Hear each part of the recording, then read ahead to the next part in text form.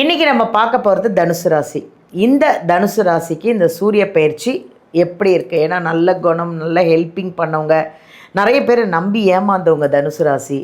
இனிமையாவது ஏமாறாமல் இருப்பாங்களா? சொல்லுங்க மேம். கடகத்தில் எப்போதெல்லாம் சூரியன் பயணிக்குதோ அந்த மாதம் தான் நீங்கள் ஏமாறுறதுக்கான மாதம். அந்த மாதம் தான் உங்களுக்கு அவமானம் ஏற்படும், கண்டம் ஏற்படும், தொந்தரவுகள் ஏற்படும். திடீர் பணவரவும் அந்த மாதம் தான் வரும். திடீர் அதிர்ஷ்டமும் உண்டு, திடீர் கஷ்டமும் உண்டு. அந்த போதுங்கிற வார்த்தை எங்கே வருதோ அதுதான் பாக்கியம். எனக்கு இது கிடைச்சிட்டா போதும் அப்படிங்கிறது பாக்கியம். அதனால இந்த பாக்கியத்தை கொடுக்கக்கூடியவர் யாரு அப்படின்னா சூரிய பகவான் தான். இந்த சூரியன் தனுசுக்கு நல்லா இருந்ததுன்னு வச்சுக்கோங்களேன், அவங்க ஜாதகத்துல அவங்க எங்க போனாலும் அவங்களுக்கு தான் முதல் மரியாதை கிடைக்கும். அந்த அளவுக்கு ஒரு வேல்யூபிளான ஒரு கிரகம் அப்படிங்கிறது தனுசுவை பொறுத்தளவுல. கம்யூனிகேஷன் அப்படிங்கிறது இந்த காலகட்டங்கள் உங்களுக்கு சிறப்பாக இல்லை. கம்யூனிகேஷன் தொடர்பு வேண்டாம். ஆன்லைனில் ஒருத்தங்க பேசுகிறாங்க, நல்லா பழகுறாங்கன்னு கூட உங்களுடைய அந்த அந்தரங்கமான விஷயங்கள் எல்லாம் ஷேர் பண்ணாதீங்க.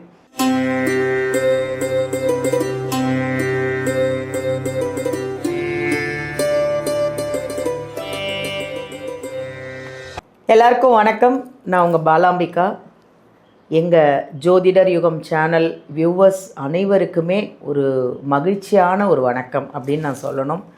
ஏன்னு கேட்டால் எங்கள் ஜோதிடர் யுகம் சேனலை இவ்வளோ பிரபலமாக்கி உங்கள் சப்போர்ட் எல்லாம் கொடுத்து, உங்கள் கமெண்ட் எல்லாம் கொடுத்து, எங்கள் ஜோசியர் சொல்கிற அத்தனை விஷயங்களும் நீங்களும் அதை ஃபாலோ பண்ணி பரிகாரம்லாம் பண்ணி ரொம்ப நல்லாயிருக்கும் அப்படின்னு நீங்கள் அந்த கமெண்ட் கொடுக்கும்போது எங்களுக்கு அவ்வளோ சந்தோஷமாக இருக்குது.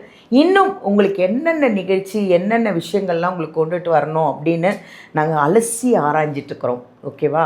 அதில் இப்போது இன்றைக்கி ஒரு அருமையான ஒரு சூப்பரான ஒரு ஜோதிடரை பார்க்குறோம். அவங்க வேறு யாரும் இல்லைங்க, ஏஎல்பி ஜோசியர் சாந்தி தேவி ராஜேஷ்குமார் அவர்களை தான் நம்ம சந்திக்க போகிறோம். அவங்க அஸ்ட்ராலஜர் மட்டும் இல்லைங்க, அஸ்ட்ராலஜரை கற்றுக் கொடுத்துட்ருக்காங்களாம். அது ஒரே மாதத்தில் நீங்கள் ஜாதகம் பார்க்கணும், ஜாதகத்தை கற்றுக்கணும் அப்படின்னா ஒரே மாதத்துலேயே கற்றுக் கொடுப்பாங்களாம், அதுவும் ஆன்லைனில். அதனால் யாருக்கெல்லாம் விருப்பம் இருக்கோ நீங்கள் எங்கள் சாந்தி தேவி மேம்கிட்ட நீங்கள் அழகாக கற்றுக்கலாம், ஆன்லைன்லேயே கற்றுக்கலாம். எங்கேயும் நீங்கள் அலைய வேண்டிய வேலையும் கிடையாது, சூப்பராக கற்றுக்கலாம். அப்படிப்பட்ட ஒரு இன்றைக்கி எங்கள் ஜோசியர் சாந்தி தேவி ராஜேஷ்குமார் அவர்கள்கிட்ட இன்றைக்கி சூரிய பெயர்ச்சி, ஜூலை மாதத்தில் வர சூரிய பெயர்ச்சி எப்படி இருக்கும் இந்த 12 ராசிக்கும் அப்படின்னு தான் இன்றைக்கி அவங்கள கேட்டு தெரிஞ்சுக்க போகிறோம். எல்லாம் ரெடியாக இருங்க. 12 ராசிக்காரங்களும் ரெடியாக ஸ்கிப் பண்ணாமல் ஃபுல்லாக பாருங்கள். ஓகேவா? அவங்கள சந்திப்போம். வணக்கம். ஜோதிடர் யுகம் நேயர்கள் அனைவருக்கும் வணக்கம். இந்த நாள் இனிய நாளாக அமைய வாழ்த்துக்கள். அழகாக சொன்னீங்க மேம். சொன்னதே அழகாக இருந்தது நீங்கள் சொன்னது. இப்போது மேம் நிறைய விஷயங்கள் நம்ம பேசிகிட்டே தான் இருக்கிறோம். இன்றைக்கி சூரிய பெயர்ச்சி எப்படி இருக்கும் அப்படின்றத பார்க்க போகிறோம். இந்த ஜூலை மாதத்தில் தான் வருது, பட் எனக்கு என்ன டேட்டுன்னு தெரியல, நீங்கள் தான் சொல்லணும். என்றைக்கு அந்த ஜூலை மாதத்தில் சூரிய பெயர்ச்சி வருது, அது எப்படி இருக்கும் 12 ராசிக்கும்?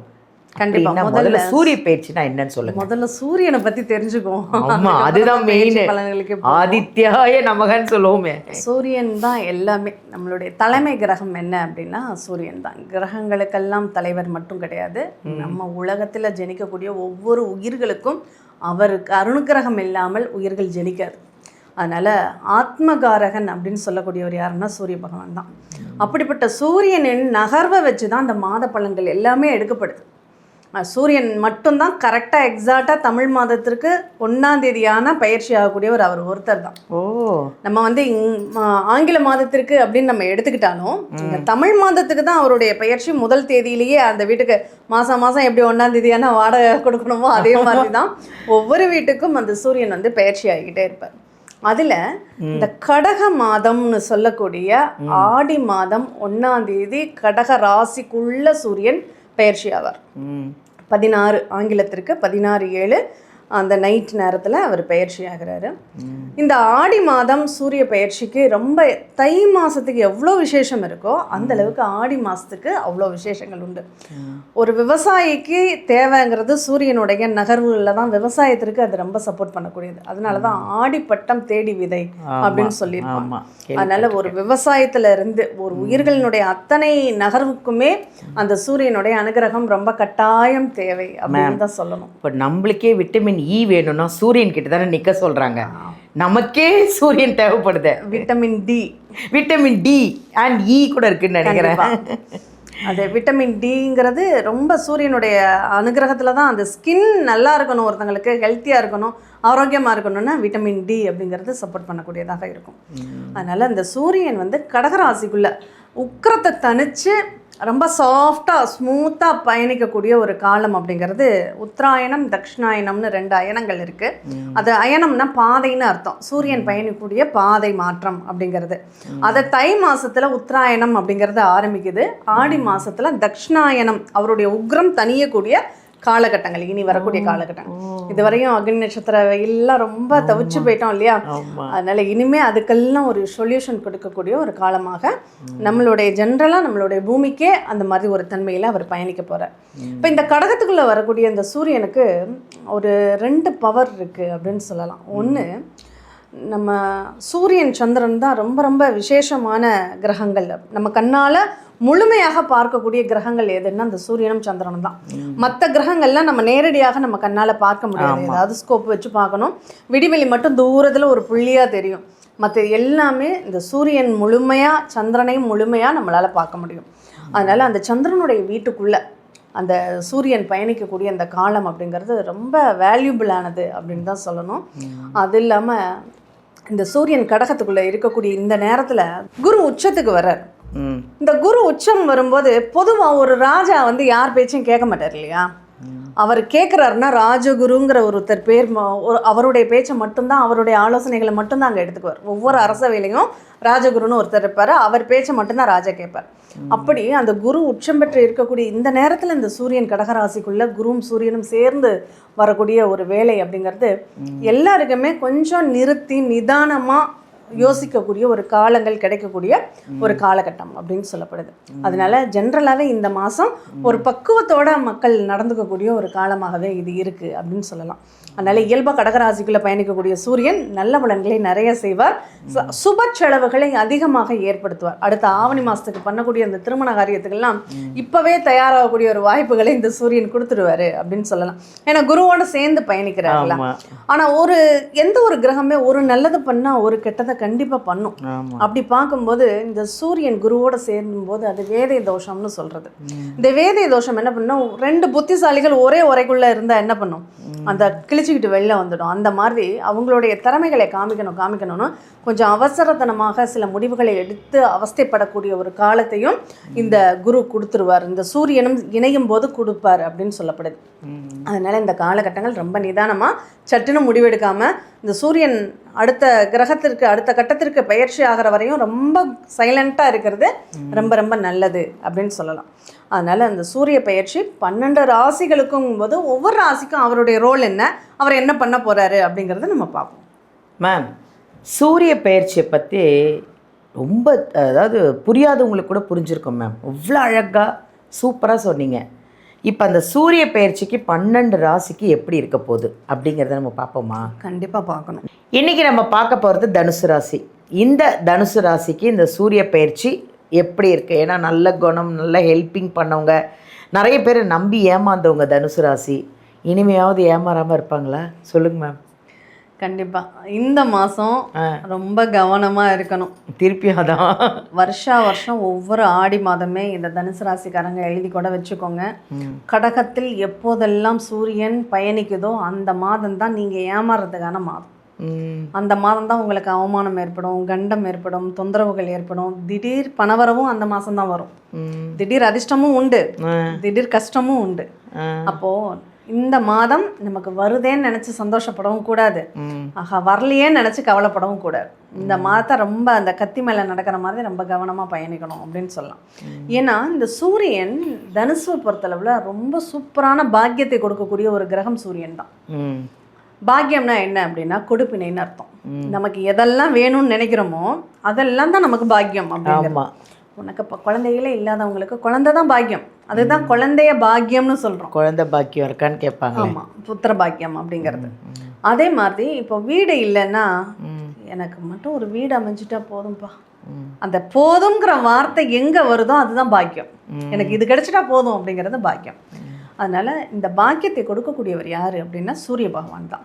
இந்த சூரியன் தனுசுக்கு நல்லா இருந்ததுன்னு வச்சுக்கோங்களேன், அவங்க ஜாதகத்தில் அவங்க எங்கே போனாலும் அவங்களுக்கு தான் முதல் மரியாதை கிடைக்கும். அந்த அளவுக்கு ஒரு வேல்யூபிளான ஒரு கிரகம் அப்படிங்கிறது தனுசுவை பொறுத்தளவில் சூரிய பகவான். இதில் என்ன ஒரு பியூட்டி இருக்குன்னா, தனுசு ராசியின் அதிபதி குரு பகவான், இங்கே பாக்கியாதிபதி சூரியன், இவங்க 2 பேரும் சேர்ந்து போய் 8ஆம் இடத்துல உட்காந்துருக்காங்க. அப்போ 8ல் உட்காந்துருக்கும் போது என்ன பண்ணும், எனக்கு நல்லது பண்ணுறவங்க கூட என்னோட சேர்ந்து ஆகாத இடத்துல போய் உட்காந்துருக்கறனால எனக்கு நான் நல்லதுன்னு நினச்சி செய்யக்கூடிய ஒரு விஷயம் எனக்கு கெட்டதாக மாறிடும். அதனால இந்த மாதம் எந்த பிளானும் போட்டுக்காதீங்க. இந்த மாதம் எந்த ஒரு சூழ்நிலைக்குமே ஒருத்தங்களுக்கு உதவுறேன்னு போய் தயவு செஞ்சு நிற்காதீங்க. ஜாமீன் கையெழுத்து போடாதீங்க. பணம் கொடுக்கல் வாங்கல் வச்சுக்காதீங்க.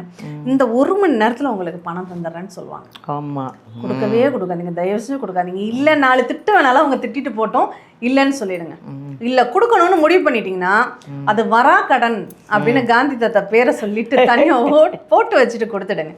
ஏன்னா தர்றாங்கன்னு நம்பி கொடுத்துட்டு அப்புறம் தரலன்னு நீங்கள் போய் கேட்டிங்கன்னா உங்களுக்குள்ள மனஸ்தாபங்கள் வர ஆரம்பிச்சோம். இதெல்லாம் தனுசு ராசிக்கு ஒரு எச்சரிக்கை, அவ்வளோதான். இதை கவனமாக கேட்டுக்கோங்க, அது பிரகாரம் ஃபாலோ பண்ணுங்கள் கண்டிப்பாக. ஏன்னா இந்த காலகட்டங்கள் நமக்கு அகலக்கால் வச்சுட்டோம்னா மாட்டிக்குவோம் அப்படிங்கிறது தான். கண்மூடித்தனமான சில செயல்களை நம்பி இறங்க வேண்டிய ஒரு சூழ்நிலை. நம்மளை நம்ப வைக்கிற மாதிரியே நிறைய பேர் பேசுவாங்க. அதை நம்பி ஸ்டெப் எடுத்துட்டோம்னா அங்கே நம்மளுக்கு தான் லாஸு, அவங்களுக்கு லாஸ் கிடையாது. ஒரு பொருளை வாங்குறதுக்கு கூட இந்த எம்எல்எம் மாதிரி ஒரு பிஸ்னஸ் இருக்குன்னு வச்சுக்கோங்க, செயின் லிங்காக வருது. நான் சேர்ந்துட்டேன் நீ சேருன்னு சொல்லுவாங்க, ஆனால் பார்த்தா அவங்க சேர்ந்துருக்கவே மாட்டாங்க, நம்மளை சேர்த்து விடுறதுக்காக அதெல்லாம் சொல்லுவாங்க. ஆமாம், அந்த மாதிரி எல்லாம் நடக்கிறதுக்கான வாய்ப்புகள் இந்த மாதம் அதிகமாகவே உண்டு அப்படின்னு சொல்லலாம். அதோட அவங்களுக்கு படிப்பு சார்ந்த நிகழ்வுகளுக்கு இந்த மாதம் சூப்பராக இருக்குது. நீங்கள் படிப்புக்காக நீங்கள் முயற்சி எடுக்கிறீங்க, நீங்கள் ஒரு ஆசைப்பட்ட கல்வியை நீங்கள் படிக்கிறீங்க, இல்லை மாஸ்டர் டிகிரிக்கான ஒரு வாய்ப்புகளை தேடுறீங்கன்னா இந்த காலகட்டங்கள் ரொம்ப சூப்பராக இருக்குது. அதுக்கான முயற்சிகள் நீங்கள் என்ன வேணாலும் எடுங்க. ஒரு தூரமாக போய் நான் படிக்கணும் அப்படின்னாலும் தாராளமாக அதுக்கான முயற்சிகளை எடுக்கலாம். கம்யூனிகேஷன் அப்படிங்கிறது இந்த காலகட்டங்கள் உங்களுக்கு சிறப்பாக இல்லை. கம்யூனிகேஷன் தொடர்பு வேண்டாம். ஆன்லைனில் ஒருத்தங்க பேசுகிறாங்க, நல்லா பழகுறாங்கன்னு கூட உங்களுடைய அந்த அந்தரங்கமான விஷயங்கள் எல்லாம் ஷேர் பண்ணாதீங்க. நட்பாக பழகுவாங்க, சரி நட்பு தானேன்னு நம்ம நம்மளுடைய கவலைகளை சொந்த கருத்துக்களை நம்ம சொல்லும்போது அவங்க தப்பாக மிஸ்யூஸ் பண்ணுறதுக்கான வாய்ப்புகள் அதிகமாக உண்டு அப்படின்னு சொல்லலாம். அதெல்லாம் ரொம்ப ஜாக்கிரதையாக இருக்கணும். ஏன்னா லக்னாதிபதியும் பாக்யாதிபதியும் சேர்ந்து அங்கே நம்ம பாக்கியம்னா கௌரவம், அந்த கௌரவத்தை கெடுக்கக்கூடிய ஒரு சூழ்நிலைகள்லாம் இந்த மாதம் இருக்குது அப்படிங்கிறத நம்ம புரிஞ்சுக்கணும். அதனால கௌரவத்துக்கு குறைவான செயல்களையோ சொற்களையோ எந்த இடத்துலையும் நீங்கள் பயன்படுத்தாதீங்க. அடுத்தவங்க கௌரவத்தை குறைக்கிற மாதிரியான வார்த்தைகளையும் நம்மளும் பயன்படுத்தக்கூடாது. ஒருத்தங்களை தப்பாக பேசுகிறோன்னா அது டபுள் மடங்கு நமக்கு ரெட்டிப்பாக வரும். அதனால் அந்த மாதிரியான வார்த்தைகளையும் சொல்லாமல் இருப்பதே இந்த காலகட்டங்களில் நல்லது. அதுதான் பரிகாரமும் கூட. இன்னொரு கூடுதலாக என்ன சொல்லணும்னா, இந்த மஞ்சள் இருக்கு இல்லையா, விரலி மஞ்சளை வாங்கி அதை அம்மியில் வச்சு நல்லா தட்டிட்டு அவங்களே அதை ஊற வச்சு அதை அரைச்சி சுவாமி அபிஷேகத்துக்கு கொடுங்க. அப்படி கொடுக்கும்போது இந்த 8ஆம் இடத்து பிரச்சனை அப்படிங்கிறது தீரும். அதே மாதிரி ஹோமத்திற்கு மஞ்சப்பொடி வாங்கி தானம் கொடுங்க, கோதுமை வாங்கி தானம் கொடுங்க. இது எல்லாமே ஒரு சிறந்த பரிகாரம். இந்த ஆடி மாதம் எங்கெல்லாம் ஹோம யஜ்யங்கள் நடக்குதோ அங்கெல்லாம் நீங்கள் ஹோம பொருட்கள் வாங்கி கொடுக்கலாம். அதுலேயும் முக்கியமாக அரசங்குச்சி வாங்கி கொடுக்கறது ரொம்ப ரொம்ப நல்லது அப்படின்னு சொல்லலாம். இந்த வெள்ளருக்கும் அரசங்குச்சியும் அங்கே ஹோமத்தில் போடுறதுக்கு கொடுத்தா உங்களுக்கு அது சூரியனுடைய தாக்கமும் குறையும், அது குருவுடைய தாக்கமும் குறையும். நன்றி மேம், ரொம்ப நல்ல பரிகாரத்தோட ஒரு அருமையான ஒரு எச்சரிக்கை பதிவு இது. ரொம்ப கேர்ஃபுல்லாக இருப்பாங்க. ஏன்னா மக்களுக்கு சில பேருக்கு தெரியறதில்ல என்ன பண்ணுறோம், எதுக்காக இந்த நேரத்தில் என்ன செய்கிறோன்றது தெரியல. இப்போ இதை ஃபுல் வீடியோ பார்த்தாங்கன்னா கொஞ்சம் அதுக்கேற்ற மாதிரி இருப்பாங்க. நன்றி நன்றி மேம், நன்றி. வியூவர்ஸ், உங்களுக்கு எங்கள் சாந்தி தேவி ராஜேஷ்குமார் அவர்களுடைய நம்பர் வேணும்னா இந்த வீடியோலேருந்து நம்பர் எடுத்துக்கோங்க. உங்கள் ஜாதகத்தில் எந்த பிரச்சனைனாலும், வீட்டில் ஏதாவது பிரச்சனையா இல்லை ஜாதகம் பார்க்கணும் அப்படின்னு உங்களுக்கு ஒரு ஆசை இருக்குன்னா மேமை காண்டாக்ட் பண்ணுங்கள். வீடியோலேருந்து நம்பர் எடுத்து அவங்கள நேரில் சந்தித்தா எனக்கு பெட்டருன்னு தோணுது. அப்படி நேரில் சந்திக்க முடியல அப்படின்னா நீங்கள் ஆன்லைன்லேயும் கன்சல்டேஷன் இருக்குது, ஆன்லைன்லேயும் பார்க்கலாம். அது இல்லாமல் ஒரு சிறப்பான செய்தி என்னென்னா, நீங்களும் ஜாதகம் கற்றுக்கலாம் அப்படின்னு எங்கள் சாந்தி தேவி மேம் சொல்கிறாங்க. அவங்க கற்றுக் கொடுக்குறாங்க. அதுவும் என்ன, ஒரே மாதத்தில் ஆன்லைன்லேயே கற்றுக் கொடுக்குறாங்க. நீங்கள் எங்கேயும் அலைய வேண்டியதே அவசியமே கிடையாது. அழகாக ஆன்லைன்லேயே அவங்கக்கிட்டே நீங்கள் ஒரு மாதத்துக்கு உங்கள் ஜாதகத்தையும் நீங்கள் பார்த்துக்கலாம். உங்கள் வீட்டு ரிலேஷனு, உங்கள் ஃபேமிலி எல்லாரோட ஜாதகத்தையும் நீங்களே பார்த்துக்கிற அளவுக்கு அவ்வளோ அழகாக துல்லியமாக அவ்வளோ அழகாக உங்களுக்கு சொல்லி கொடுத்துருவாங்க. அதனால் வீடியோலேருந்து நம்பர் எடுத்து எங்கள் சாந்தி தேவி மேமை காண்டாக்ட் பண்ணிக்கோங்க. தேங்க்யூ.